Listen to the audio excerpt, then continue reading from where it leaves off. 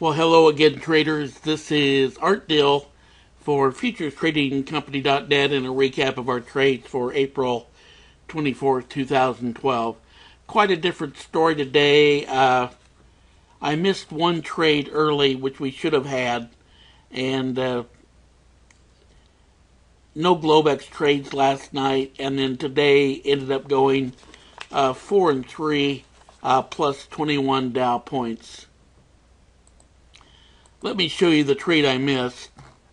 It was after the news release at 10 a.m. Eastern, 7 a.m. Pacific time. It was the new home sales and consumer confidence. And let me scroll over here. So I was just waiting for the news to come out. It did right here, 7 o'clock. At a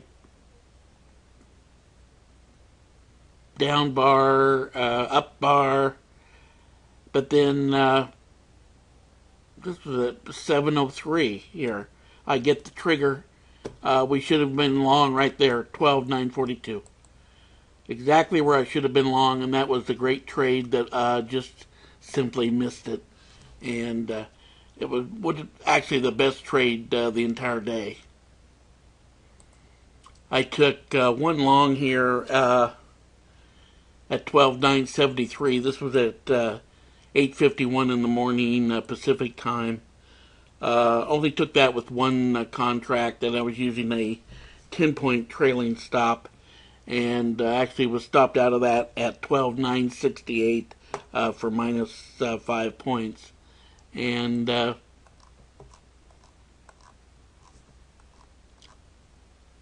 next contract trade I took was just after dead zone, and this was a long, had a trigger right here, but it was really the breakout of this little pivot that had been put in prior to the trigger formation. Got long two contracts at 12,953. Ended up taking 10 points on one at 12,963, and then out at break even on the second one, so plus 10 points on the second trade of the day.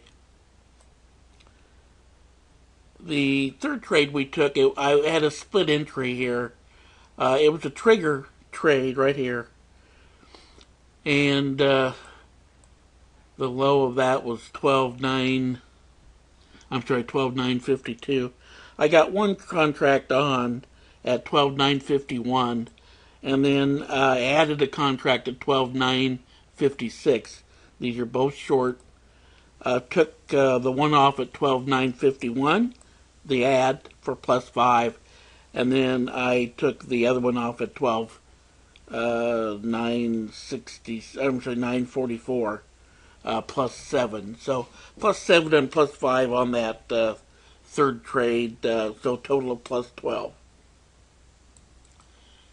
The next trade I took was a long. It was a trigger entry. I got on two contracts at 12,942. And I actually took one off at 937 and the other one off at 12,932. So minus 5 and minus 10 on that trade.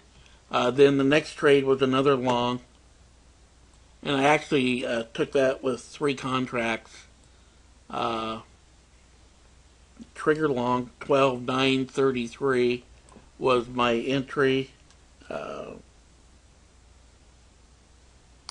took one off at 938, one off at 940, and unfortunately then stopped out on the other one at break even. So only plus 12 on that trade. And then here's the next trade I took, 1148.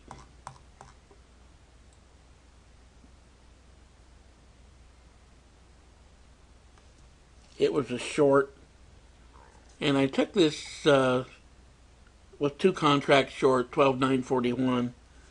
Got one contract off really at -5 points, and I got the other one off at break even. So only -5 points on that trade. And then the last trade I took was another long. I took that with 3 contracts right here. Got long at 12.948.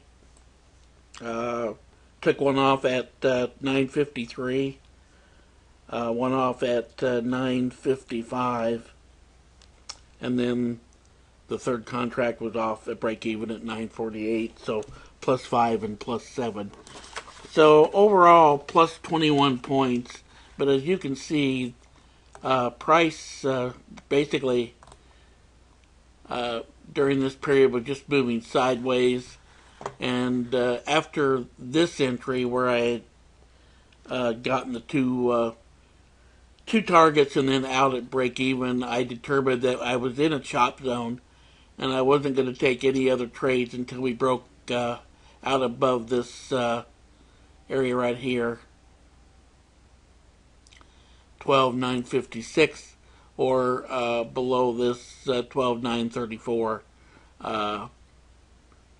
area. So that was just chopping sideways is what it was doing there. Really no trades to take. So that was it for the day.